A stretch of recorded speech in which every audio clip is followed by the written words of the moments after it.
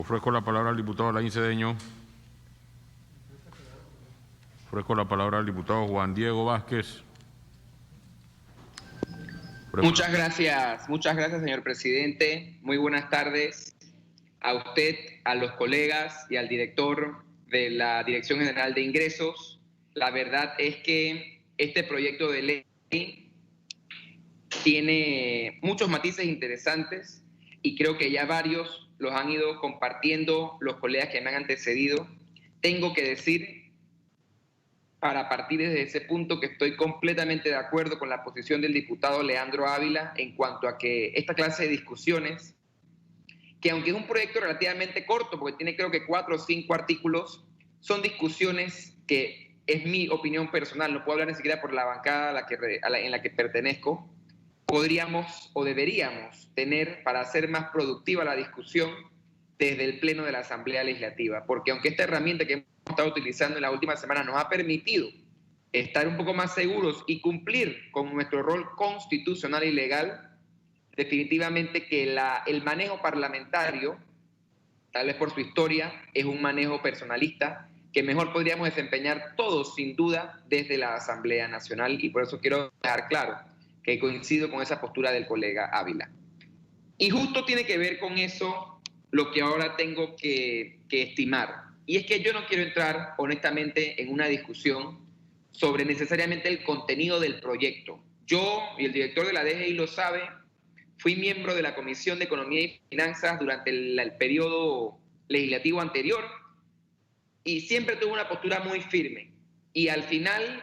lo que es triste, creo que para ambos, Dios y la realidad que tenemos hoy en día no nos dio la oportunidad de demostrar quién tenía la razón, porque el director de la DGI ha venido en el tiempo estimando que las medidas que el gobierno ha venido tomando son todas correctas. Yo no estoy de acuerdo con esa afirmación, pero tristemente el COVID, por supuesto, no puede ser tomado en cuenta, porque si no definitivamente estarían en una pésima situación, y eso no sería justo desde mi óptica como legislador ni como panameño. Por lo que vendrán otros momentos, pienso yo, para, por supuesto, estoy refiriéndome específicamente al tema de recaudación, podrá ser evaluada la gestión del gobierno central, de la DGI y del MEF en este caso.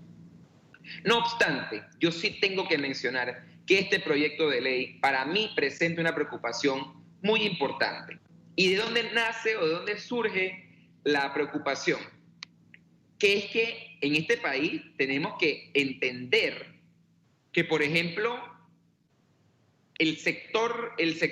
trabajador o el sector obrero, que no me refiero a un solo sector, sino a todas las personas que pertenecemos de una forma u otra a una planilla, ya sea estatal o privada, pagamos mucho más impuestos que el grupo de empresas multinacionales para esos fines. Las políticas económicas y comerciales que ha venido tomando el Estado, no necesariamente desde este gobierno, pero este gobierno, con la reciente propuesta de las leyes EMA, ha dejado claro que cree en la línea que me parece que por los últimos años se han seguido en cuanto a ese tema en particular. No he tomado en cuenta algo, y es que estamos analizando leyes de pronto pago, para los que pagan a tiempo, les queremos dar una oportunidad a aquellos que no tienen la liquidez para hacer los pagos en el momento que estaba establecido, debían pagar con antelación. Pero hay un sector, hay un grupo de personas, el más grande y a mi juicio el más importante, que no se les da la oportunidad de decidir cuándo pagan y cuándo no, que son los empleados, inclusive como este servidor que por supuesto no piensa necesitar medidas de esta naturaleza, pero tenemos que recordar que alrededor del 40% de los asalariados en este país, pese a que en este momento estén o no suspendidos, ganan menos de 600 balboas, menos de 600 balboas. Y yo no he visto la misma voluntad de parte del Ejecutivo, porque debo ser responsable con mis colegas, en discutir proyectos que vayan dirigidos a brindar facilidades, oportunidades, flexibilización en esta clase de pagos para el sector trabajador, para la clase media, para las clases bajas en este país, que pagan impuestos por una retención ordenada y que pagan a tiempo, porque al retenerles les pagan, hacen un descuento en el momento, antes de ellos haber cobrado ya están pagando. pero a esa clase de personas no se toma en cuenta en este momento. Y aquí podríamos entrar en una discusión profunda de la economía, de las teorías, de las clases, de las escuelas, de las líneas, pero yo como diputado, más que tener una discusión académica con el director de la DGI o con algunos de los colegas, de que mi interés no es crear polémica, sino es marcar, como lo hice claramente cuando se discutió el proyecto de ley sobre las reformas o sobre el tema laboral que presentó la ministra de Trabajo, es que el Ejecutivo ha establecido, y tiene que tenerlo claro, ha establecido una línea clara en la que coincide con la tesis de que no hay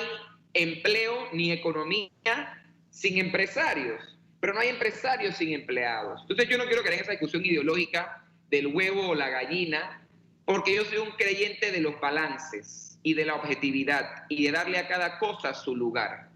Y no estoy viendo flexibilización o facilidad para que los asalariados, que somos la mayoría, sobre todo esos que están en clase media, sobre todo esos que tienen a una esposa, a un esposo, a un hijo, a una hija, a un familiar que vive con ellos, a un conviviente, con un contrato suspendido o que fue despedido de su empleo, y que esos descuentos, que en algunos casos son 100, 200, 300 y hasta miles de dólares, serían la diferencia, porque el ingreso familiar se ha visto afectado a que con una flexibilización se les podría dar o dejar, mejor dicho, de lo que están trabajando. Pero yo no veo la discusión, ni veo a la DGI, ni veo al ministro del MEF apurado con esas medidas. ¿A raíz de qué? De sus posturas académicas económicas, que yo tengo que respetar aunque no tenga que coincidir con ellas. Pero yo lo que pretendo es que esta asamblea inicie discusiones en las que se tomen en cuenta todas las salidas, todas las realidades, porque esta asamblea, y ese sí es mi criterio personal, no puede estar amarrada, no puede estar confinada, no puede estar siendo siempre objeto de presiones de los sectores empresariales, porque este no es un país de empresarios, pese a lo que muchos quieren hacer ver, porque si bien es cierto, yo soy un creyente de la libre empresa, tenemos que recordar que hay 1 millón de personas aproximadamente en este país que son pobres, de los que la mitad son niños, niñas y adolescentes, que 1 de cada 4 adultos mayores, ya sea que estén jubilados o no, muy probablemente no lo estén, viven en la precariedad, que tenemos una economía mayormente informal, sin contar los aún más trabajadores del sector agrícola. No hay ni que hablar del desempleo ni de la suspensión, pero la pregunta es, ¿cuál va a ser el plan a futuro? Y una discusión que también tengo que dejarla por sentado porque la vamos a tener, supongo que en los meses venideros, que es igual de importante, es claro, ustedes le dicen al país que quieren recaudar, que necesitan recaudar, que requieren que la gente pague, pero el manejo del presupuesto general del Estado, por lo menos para este año, yo le voté en contra al ministro de Economía y Finanzas. Porque yo no puedo entender cómo el ministro de Economía y Finanzas y el gabinete, por lo menos, que es una queja que tengo desde hace un año, mandó un presupuesto que no toca los celulares como un derecho aparentemente adquirido de algunos empleados públicos de alta jerarquía, los viáticos, las dietas, yo no lo puedo entender. Entonces, si usted me dice a mí como empresa que pague a tiempo, que pague más, que pague menos, es que yo no quiero pagar. Y me da risa que no analizan esa realidad. Yo no sé si el director de la DGI, desde que asumió el cargo, se ha desconectado de la realidad con la que antes parecía estar tan bien conectado. Pero si no hacemos que la gente vea el resultado de su impuesto, de su tributación, no importa que usted le diga que no pague, ni que nada más pague el 10%, no le va a pagar. No le va a pagar. A mí me da risa todos los esfuerzos que a lo largo del año, para hablar de este gobierno en específico, han tomado para sacarnos de las listas, cuando ahora nos han metido, tal vez más que nunca, pero han habido 0 esfuerzos en corrupción. Y yo le pregunto al director de la DGI, ¿en qué país donde no hay independencia judicial, como afirman las medidoras internacionales, donde los casos de corrupción no son investigados, no están en esas listas a las que ustedes quieren sacarnos? pero aprueban leyes en las que hacen acciones, no vamos a llamarle cotidianas porque también caería en una imprecisión, pero acciones no tan gravosas, un acto delictivo, pero los corruptos no los tocan, la corrupción no la tocan. Entonces la pregunta es, ¿cuál es el plan? ¿Y cuál es el plan integral? Y yo lo veo riéndose al director, porque debe ser que el director no pasa problema en su casa, pero ese millón de personas pobres que están allá afuera, a las que nosotros tenemos que representar, no se están riendo, discutiendo si vamos a analizar o a tener una mayor o menor recaudación. Necesitan respuesta. Y esa respuesta no se está garantizando. Porque encima pretenden pagar, como lo han venido haciendo, funcionamiento con deuda. Y se está ampliando la planilla estatal. Entonces yo quisiera saber si la posición del director de la DGI es vertical en todos los espacios y cuando le dicen o cuando se entera que es que, bueno, estamos mal, pero en el ministerio tal hay que nombrar gente. Yo supongo que la DGI no hay un solo nombramiento nuevo. Porque al final entonces no somos consecuentes. Y este diputado, más allá de cuestionar las medidas económicas o financieras que toma un presidente, porque tengo que respetar que el presidente es el presidente, y tengo que respetar el liderazgo que la Constitución le da a ella y a sus ministros. Lo que yo no puedo ni pretendo respetar o compartir es la falta de consecuencia. Porque esa austeridad con eficiencia, que ya no los escucho mencionar, desde el 1 de julio no la dicen, la decían antes, ahora no, es muy cómodo cuando se ve en el presupuesto general del Estado que esa austeridad no existe, no es tal, no está presente. Porque cuando un presidente tiene que venir a amenazar a los miembros de las juntas técnicas provinciales para que hagan su trabajo, el problema no son los miembros de la junta técnica, es él que firma esos nombramientos. Porque si alguien no sirve, yo no lo amenazo, yo lo voto. Entonces yo lo que quiero es que el director de la DGI le haga llegar al ministro de Economía y Finanzas y por ende a los miembros que se sientan en el gabinete que las medidas para asegurar que la recaudación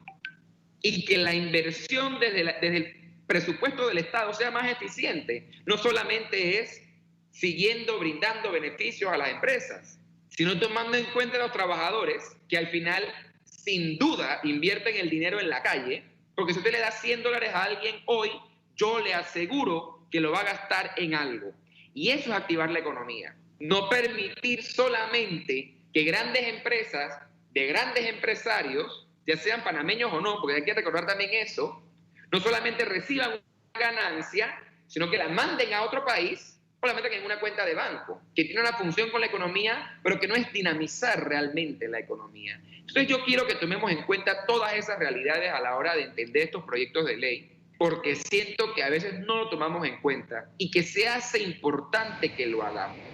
Por eso yo le digo al presidente de la comisión, en quien confío para discutir otros proyectos de ley que también vengan a repercutir a la clase trabajadora, a la clase media y a todos los afectados, porque esta pandemia no ha distinguido clase, no ha distinguido política.